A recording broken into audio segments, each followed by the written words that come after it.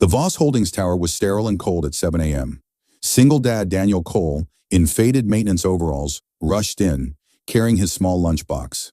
Suddenly, CEO Ilara Voss, cold as ice, emerged, surrounded by security.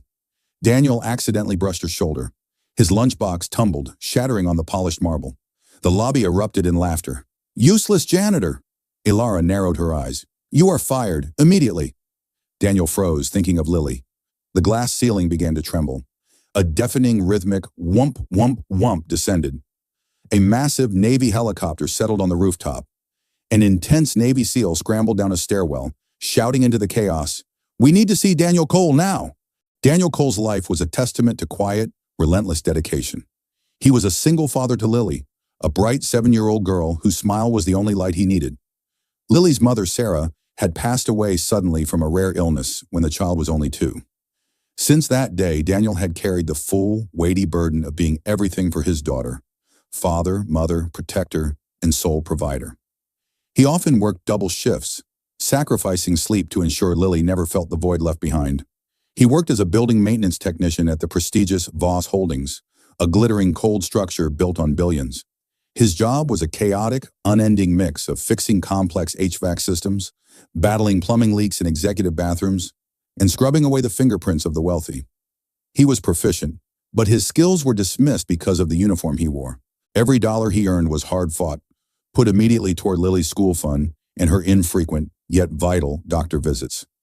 In this opulent, skyscraper environment, Daniel was chronically invisible.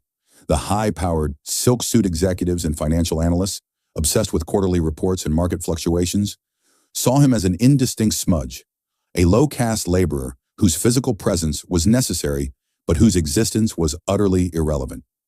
He was the man who kept the polished chrome clean but was never allowed to touch the company's gold. He moved through the halls with a soft step, avoiding eye contact, conscious of his worn boots against the Italian marble floors. Ilara Voss was the exact opposite of Daniel. She was a corporate phenomenon, the youngest CEO in the company's history, a razor-sharp intellect inherited from her industrialist father, coupled with an impenetrable, icy exterior, earned her the nickname the Glacier among staff. She was a demanding perfectionist. She valued time, efficiency, and exponential profit above all else. Her emotional output was zero. Sentimentality, she believed, was a fatal business flaw. She had never once spoken to a janitor unless it was to issue a complaint. This morning, Daniel had left early, as usual, to prepare for his shift. But Lily had woken up with a slight fever, a persistent, nagging cough that had kept him awake since 3 a.m. Nothing serious, but enough to require Daniel to spend a few extra precious minutes making sure she had her specialized medicine, her favorite stuffed penguin, and a comforting blanket. He knew the risk, but Lily came first. This small, crucial act of fatherhood cost him.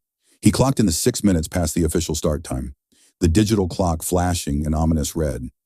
Ilara didn't care about the reasons. She didn't ask about the slight redness around his eyes from a sleepless night of worry. She stood rigid, her stance unyielding, observing the digital timer. 6 minutes late.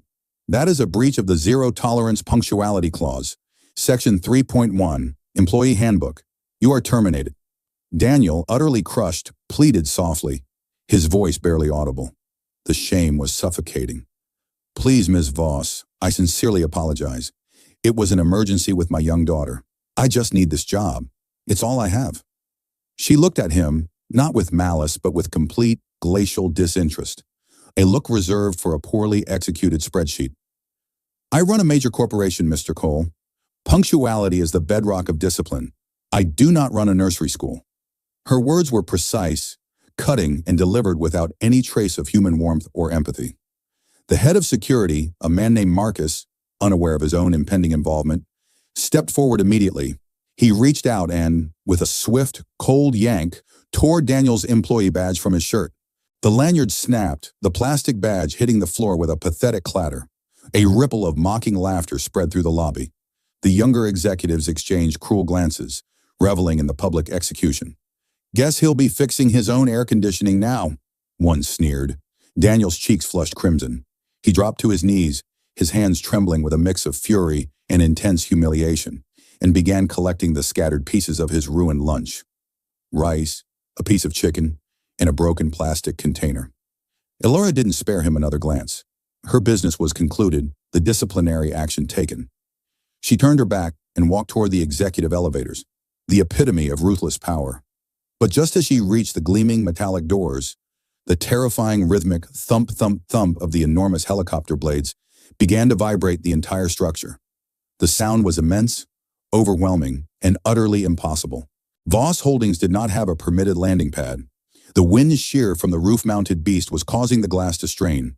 Security guards immediately swarmed Elara, forming a protective barricade. The staff members shrieked, scattering in panic, some diving behind couches and marble columns. Then a blur of dark green uniform descended the central, emergency staircase. A muscular Navy SEAL, Captain Reynolds, armed and sweating, burst into the opulent lobby. He didn't look at Elara, the CEO. He didn't look at the expensive art.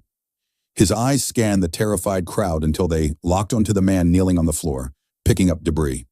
The SEAL's voice was a powerful, commanding roar that cut through the terror and the chopper noise. "Daniel Cole! Chief Petty Officer, Daniel Cole! We are here to retrieve you!" The sound of the helicopter blades reached its peak. Daniel, the newly fired and publicly ridiculed man, stood amidst the broken glass and spilled rice. Every single eye in the shattered lobby was now fixed, not on the CEO, but on him. The invisible man was suddenly the most visible, most wanted person in the room. Elara Voss, still shielded by her security detail, was finally able to speak. Her voice was sharp, fueled by outrage and a challenge to her absolute authority. "This is private property. Who authorized this landing? You are violating FAA regulations and trespassing on corporate land. I will have you arrested." The Navy SEAL, Captain Reynolds, ignored her official fury. He walked directly past the CEO, his boots crunching lightly on the shattered glass of the lunchbox, and stopped in front of Daniel. He saluted, a sharp, respectful, and entirely unexpected gesture that left Elara gasping. His voice was low and firm, designed to convey immediate command. "United States Naval Command, ma'am. We are here on official national security business, seeking one of our most critically necessary assets. Our mission supersedes local ordinances." The entire crowd, reeling from the identity shock, pointed at Daniel, still dressed in his stained coveralls. "He's right there. He was just fired. The CEO just kicked him out for being 6 minutes late." Daniel, caught between the humiliation and the overwhelming military presence, stammered, shaking his head slightly. "Captain, I truly don't know anyone in the military anymore. I haven't been in the service for years. I'm just a janitor now." Elara's rage was instantly eclipsed by a penetrating, urgent curiosity. She stepped forward, ignoring her guards, the need for information overcoming her pride. "Mr. Cole, what is this? What is a chief petty officer? Why is the Navy sending a combat team in a helicopter for you?" Daniel finally met her eye, not with anger, but with a deep, private sense of regret for the life he had put on hold. He sighed, the weight of his forgotten past heavy on his shoulders. He looked every bit the tired single father, yet his eyes held an unnerving intelligence. I used to be a naval aviation engineer, Chief Petty Officer Daniel Cole. I resigned with full honors when my wife passed away. I designed and oversaw the installation of the core flight deck stabilization system on the new carrier class. The effect was instantaneous and profound. The staff who had laughed minutes ago gasped, their faces slack with shock. The executives who had treated him like dirt now stared at a man who commanded more respect in the eyes of a captain than she did. "What? An aviation engineer? A system architect? A genius? Working as a janitor?" one executive whispered, utterly dumbfounded. The contrast between his current job and his former title was staggering. Captain Reynolds opened a secure classified briefcase. He produced a series of complex schematic blueprints that only a handful of people could understand. He held them up, showing Daniel the red markings. "The automated flight deck and landing safety override systems, AFDLOS, on the USS Roosevelt, our largest operational aircraft carrier, are experiencing a catastrophic, inexplicable failure. It's an intermittent cascade failure that defies standard protocol diagnostics. It is the system you designed, Mr. Cole. The only man in the world who understands the proprietary logic gates and the hand-coded failsafes is you." Elara Voss stared at Daniel, her composure utterly shattered. For the first time in her life, she was speechless. She saw not a low-paid janitor, but a man of immense, strategic, life-saving value, a value she had callously discarded for 6 minutes. The group of former colleagues who had mocked him fell into a suffocating, unbearable silence. Their earlier contempt now curdled into acute embarrassment and self-loathing. Captain Reynolds urged Daniel, his voice carrying the gravity of the situation. "We need to go. Now, Chief. 3,000 lives are on board, including the top brass for the Pacific Fleet maneuvers. If the system collapses completely, the nuclear auxiliary reactor cooling system will initiate an uncontrolled shutdown sequence. The entire carrier will be dead in the water in hostile territory. The clock is ticking." Daniel stood frozen, his mind spinning. The memories of his past responsibility, the pressure, the life and death stakes, the sheer size of the responsibility, clashed violently with the fierce, protective love for his daughter. "I can't. I'm sorry. My time is done. I have to look after my little girl. I promised Sarah I would always put Lily first." Ilara watched, mesmerized. She saw the sheer exhaustion and burden of fatherhood weighing down a true hero. She watched as the entire corporate crowd, moments ago unified in their contempt for Daniel, now fixed their hopes desperately on him, the janitor. The sales manager who had pointed at him earlier, his eyes wide with fear for his own safe world, leaned in and muttered loudly enough for everyone to hear, "The CEO just fired the one man the entire United States Navy is begging for help." Ilara felt a sudden, sickening, profound wave of shame wash over her. It was a raw, unfamiliar emotion that went beyond professional disappointment. She was publicly exposed as a short-sighted, cruel idiot who had prioritized 6 minutes over the life-saving potential of the man in front of her. Her empire of efficiency had just been trumped by a human being's intrinsic worth.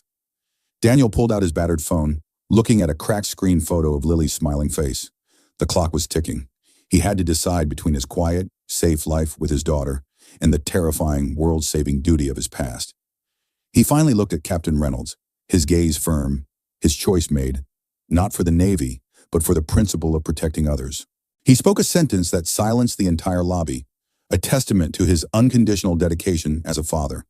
"I will go, but I need to take my daughter with me. I won't leave her alone. She comes first." Captain Reynolds nodded without hesitation, respecting the unbreakable boundary of the father. "Understood, Chief. Her safety will be our priority. We will make immediate arrangements." A second SEAL, a young woman named Lieutenant Jenna, carefully secured Lily into a miniaturized combat harness. "Come on, sweetie. You get to fly with your daddy," Jenna said warmly. She swiftly carried the child up the emergency stairs toward the roaring helicopter.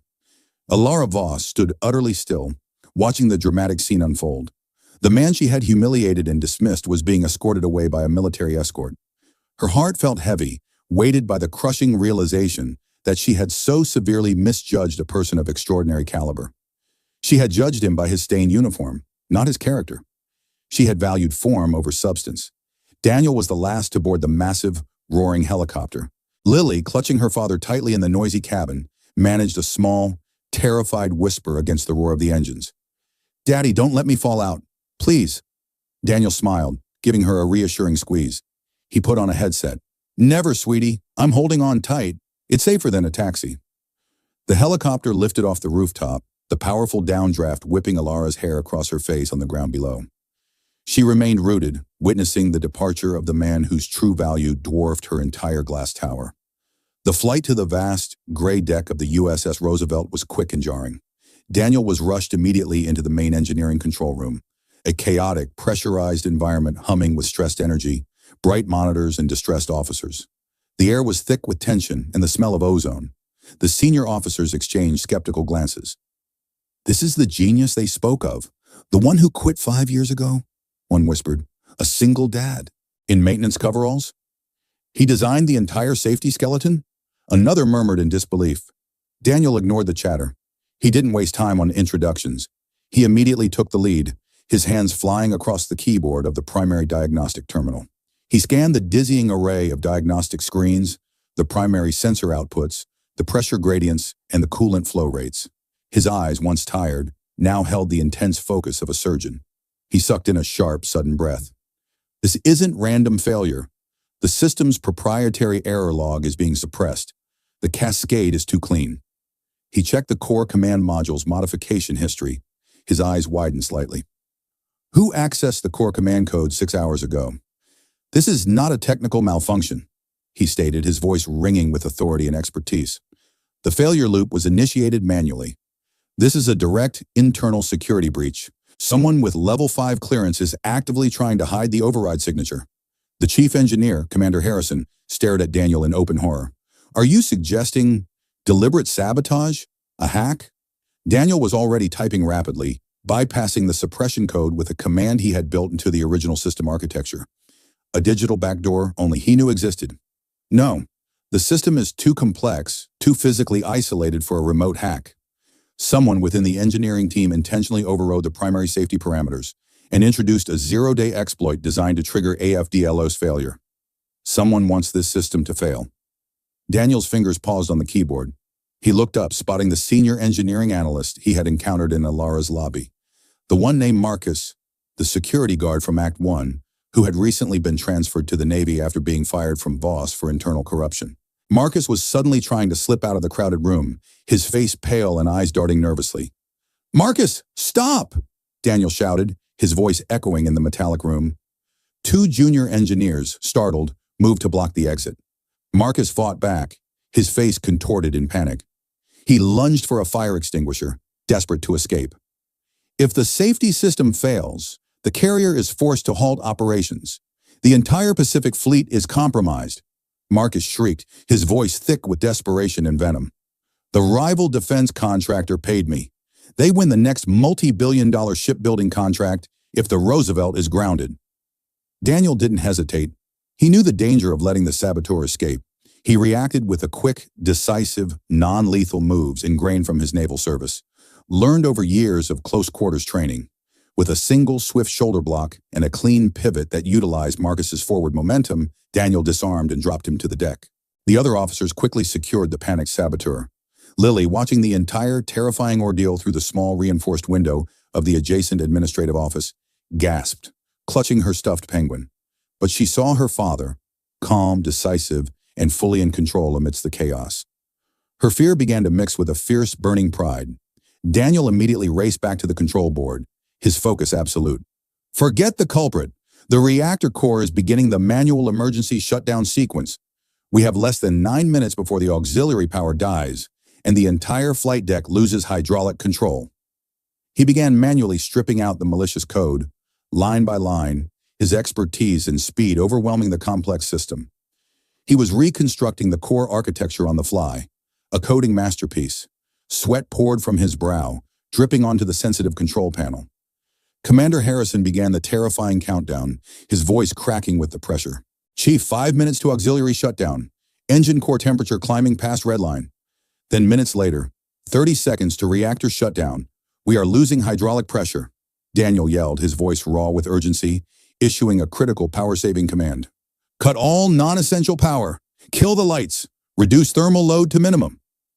The massive control room plunged into blinding darkness, the silence broken only by the hiss of cooling vents and the frantic typing of Daniel. Only the soft, intense glow of Daniel's monitor illuminated his determined, focused face. He furiously typed the final lines of countercode.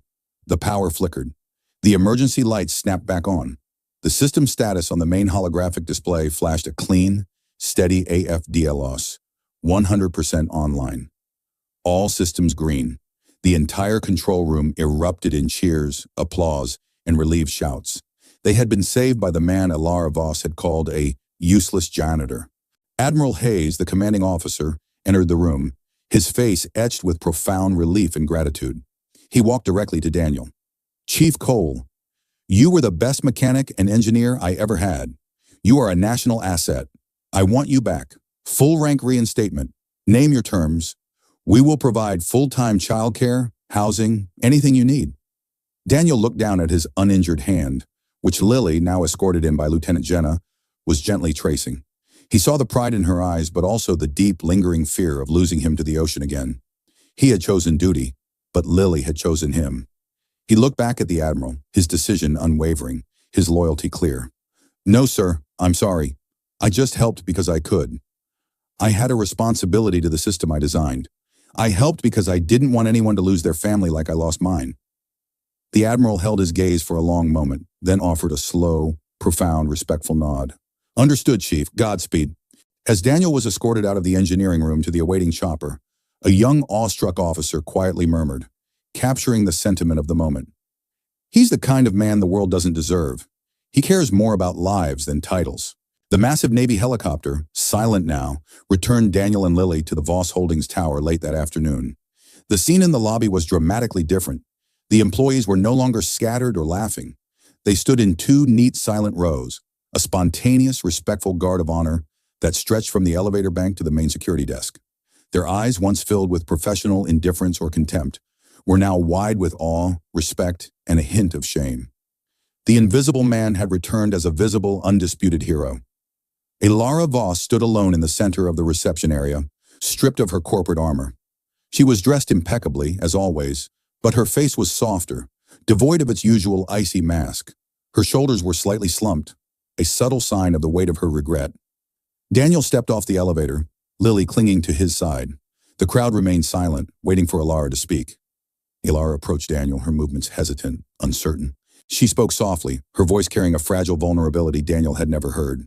She didn't apologize for the firing, but for the judgment. Mr. Cole, I am deeply sorry. I was completely wrong about you. I judged your worth based on your pay grade, not your capacity.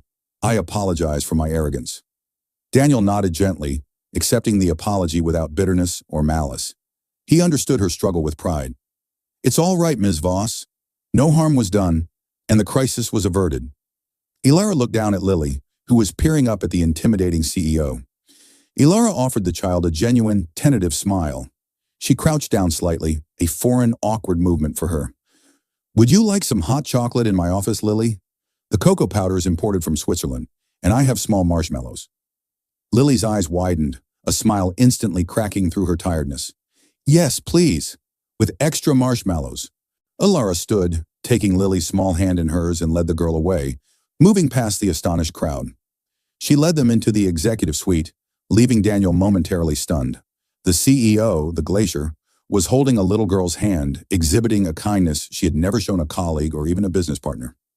Daniel slowly followed them into the vast, silent CEO's office.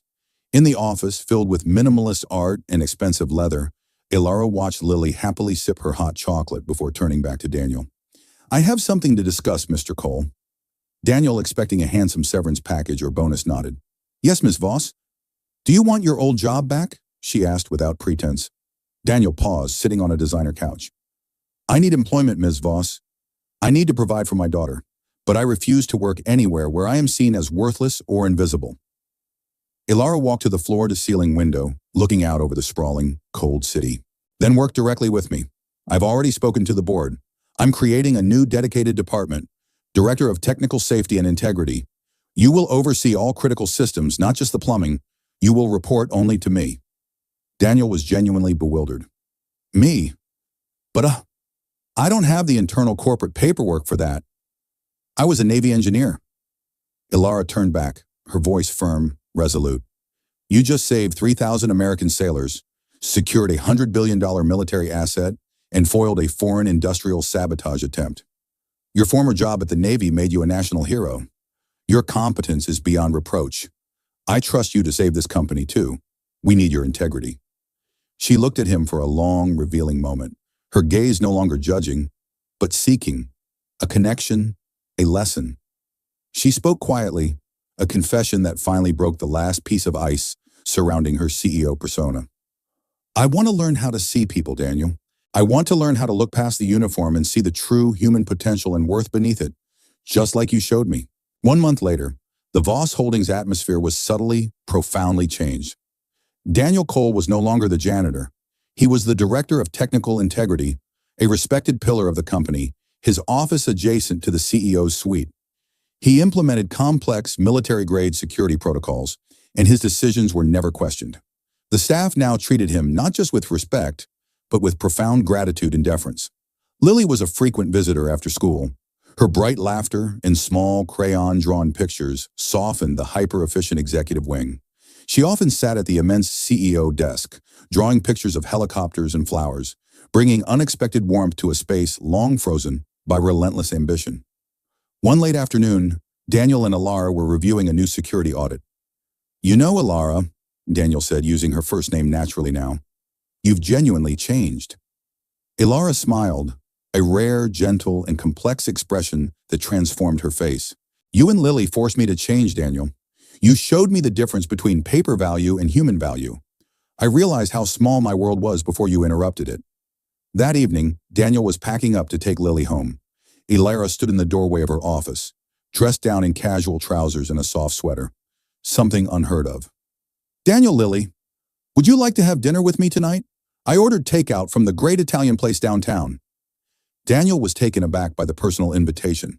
This was far beyond a professional boundary. Why, Ms. Voss? Why do you want to have dinner with us? You have board meetings.